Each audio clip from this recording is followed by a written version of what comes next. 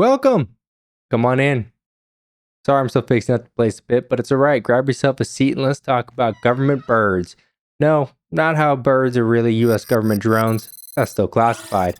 What we're here to talk about is one pigeon in particular who basically earned himself the equivalent of the animal's Medal of Honor. Yes, that's right. A pigeon has been honored at the highest levels of our government while you're still sitting there looking at your participation medals from elementary school. Feeling sad yet? I know I am. April 1918. Sitting in the hands of the British Army lay a small, simple white hatching egg that is the key to saving hundreds of lives in the next couple months. Jeremy has no idea of the world he just entered. With no time to waste, he was shipped off to the US Army along with 600 other pigeons. 2 months later, at the command of the US Army, he was given his assignment. Him and 60 other pigeons were stationed at Mobile Loft number 11.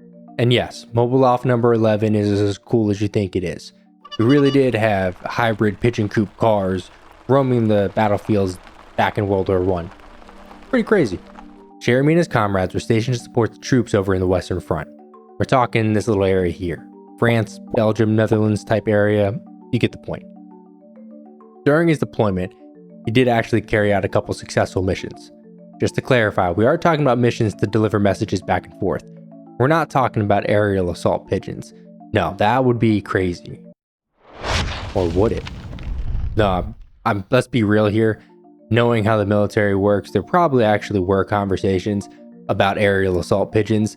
Probably had two scientists sitting in the room trying to figure out, how heavy of a bomb could be strapped to a pigeon, and one's over there asking, well, it depends, is it an African or European pigeon? But that's besides the point. What I really want to talk to you guys about is Jeremy's most famous mission. October 2nd, 1918. The final mission, day 1. The 77th Division of the American Exploratory Forces were headed into the heavily fortified Argonne Forest during the Meuse-Argonne Offensive. Jeremy and the other pigeons are currently being carried in cages as their human friends fight forward, part of the 308th Infantry. Soon, this will be known as the Lost Battalion. Currently, Jeremy's group has US forces fighting on their right and French forces fighting on their left. Their mission? Secure Hill 198. At this point, Jeremy is getting tossed all around his cage as his human handler is sprinting from one trench to another. Bullets and explosions not stopping for even a single second as the German forces have an iron hold on the forest. He is watching as other pigeons are being sent off to deliver critical messages, and he's just wondering when his time will be. The men have been fighting all day. However, they were successfully able to push through the German lines. At this point, they are sitting in what will forever be stamped in history as the pit. This is when they realized both forces on their right and forces on their left were stopped by the Germans. At this moment, Jeremy and the other troops are completely surrounded. This is where now we begin the stand of the Last Battalion. October 3rd, 1918. Everyone in the Lost Battalion is now fighting for their lives in one of the worst battle positions ever, and all Jeremy can do is watch from his cage. The German forces are attacking from all angles, and communication is lost with the command center. They did try to establish runners to be able to deliver messages out to the command center. However, no one can push through. And at this point, every attempt to send out carrier pigeons was unsuccessful. At this moment, 554 men of the Last Battalion didn't know if they would see another day. October 4th, 1918. Jeremy is now currently 3 days into the never-ending nightmare. The troops are actually running out of ammo, food, and water, and there's no way to resupply. To make things worse, Germans actually have trained guns on the only source of water, so that is a pure death sentence. Everyone is tired and fighting for their lives, when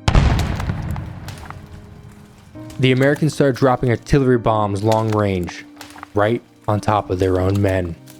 There's been no communication, so there's no way for the Americans to know that they're dropping bombs right on top of their own. On the battlefield, it was pure chaos. Men trying to take cover as shell after shell explodes. They needed to stop. They need Jeremy, so they quickly typed up a message. We are along road parallel 276.4. Our artillery is dropping a barrage directly upon us. For heaven's sake, stop it. Rolling it up and strapping it to Jeremy, they toss him to the sky. Our hero is now going through the forest at about 50 miles an hour, trying to dodge bullets, trees, and explosions. His heart is racing. He is mission focused when all of a sudden, he's hit. His chest is completely ripped open. One of his legs is almost completely blown off, and he has one eye now destroyed. At this moment, Jeremy is now fighting for his own life. Against all odds, he did make it back to the command center to deliver the message. By the time Jeremy did reach the command center, the artillery bombings did stop. However, his message was not a waste. We are along road parallel 276.4.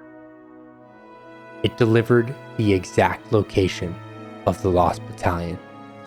The command center was quickly trying to scramble a plane into the sky as they wanted to get eyes on their own men. These men had to survive an additional 3 days before reinforcements could arrive.